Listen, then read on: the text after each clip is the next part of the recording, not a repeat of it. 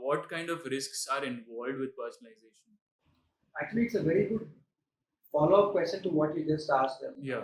Why does it have to be hard? Mm. See, the risk is in the fact that it's a delicate process. Right? It's a delicate process, therefore it requires you to do harder thinking, greater validation of your data, and make sure that you get it right in few iterations. Right? Because I want to again emphasize that you don't have the luxury of too many attempts. Correct.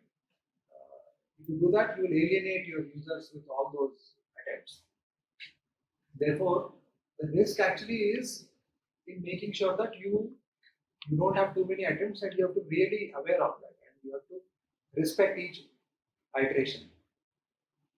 This is one thing which can become a risk if you don't pay attention to it. Right? The second thing is personalization itself is a risk, as weird as it sounds, because you are proactively taking a bet on this is what my users will like. Right? Isn't there a risk involved in that very idea of deciding on the behalf 100%. of somebody else? Yeah. Right? I mean, customization is very certain, but personalization, because you are doing it, it's risky. So the question is, how do you minimize the risk? Before you even think of how to minimize, first you have to appreciate the risk, right?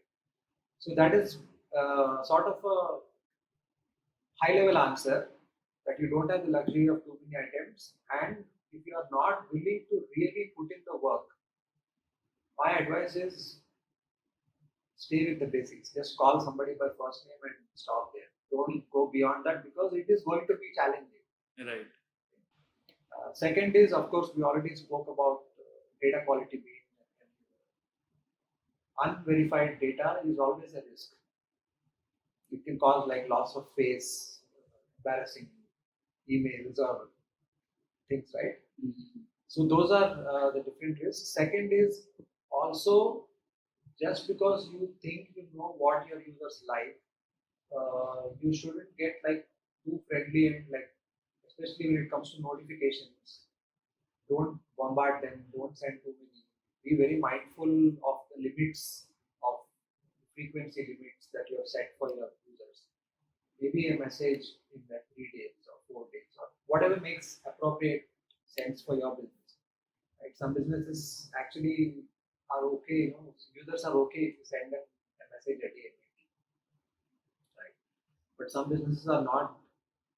That's not what the users expect. Mm. So then it seems a bit out of place.